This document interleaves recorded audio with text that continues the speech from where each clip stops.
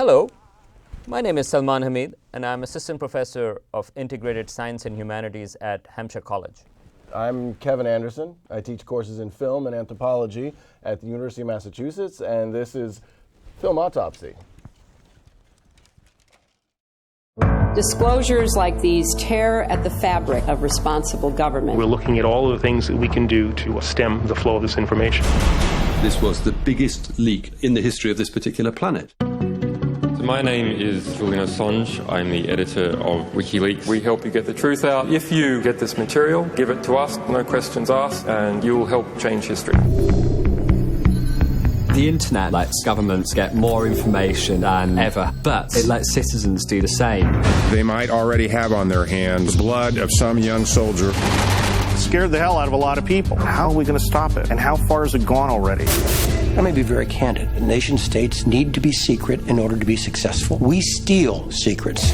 It's not about WikiLeaks, it's about transparency. Who gets to control information? Welcome to a film autopsy of We Steal Secrets, the story of WikiLeaks, written and directed by Alex Gibney, who has previously given us other fine documentaries, Taxi to the Dark Side and Enron, the smartest guys in the room. Not surprising, We Steal Secrets, the story of WikiLeaks, is about WikiLeaks. The film does not ride on the interview or opinion of any one or two people. There's a lot of voices in this film. I think that's really important for a film like this with such a controversial topic, and even just the nature of the topic, information. One of the things that comes up in the film, and I think it's kind of one way in which we can think of the film is like an ethical drama. It's this pitting of, is all knowledge good, or can some knowledge be used to do bad things? And so that's really, I think in many ways, at the heart of the film. Assange and WikiLeaks are very much about, look, all information is good, nothing should be hidden. Those in power, in the military, in the governments, say, well, some knowledge can be used for nefarious purposes. So where do you think Gibney comes out on that kind of that pitting? On that notion of knowledge. I think Gibney is certainly, as you can guess from Taxi from the Dark Side, if you've seen, he is critical of the government. I think that certainly is there. But, in the movie, I think it's more than Gibney, it's about Julian Assange in the sense of, because he's a more complex character of how do you place him in. But I should mention that the movie is not about Julian Assange, because even though it says the story of WikiLeaks, but a big component of that is Bradley Manning and now Chelsea Manning. Remember, the first WikiLeaks video that came out was about the Iraq War, where a Reuters photographer was shot. And it sort of and a number of Iraqi people, Iraqi civilians, and picking up his children. And it leaked that information that that the authority was given, and then how it subsequently followed and stuff like that. So it wasn't just about diplomatic cables than it became later on.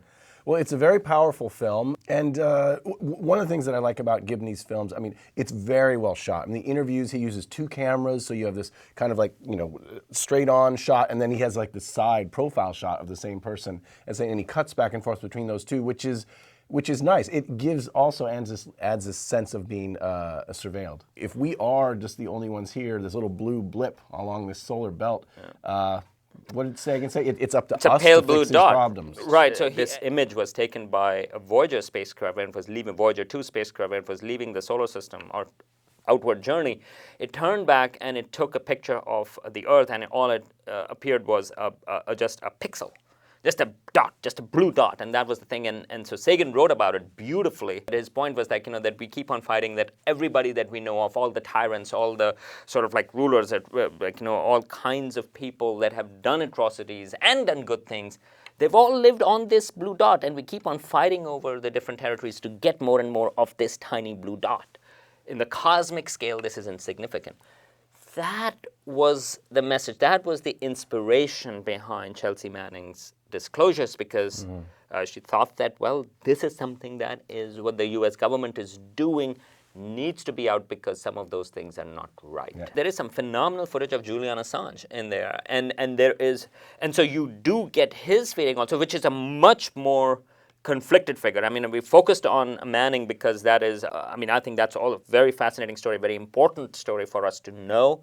But Julian Assange himself, I mean, he is a fascinating character. He's more of an anarchist, or I would say he is an anarchist, especially information anarchist, because he thinks there ought to be no secrecy. This man who really has no home, has bounced around the world, lives out of his suitcase and his laptop, is now stuck in the Ecuadorian embassy in London. So now he is very stationary.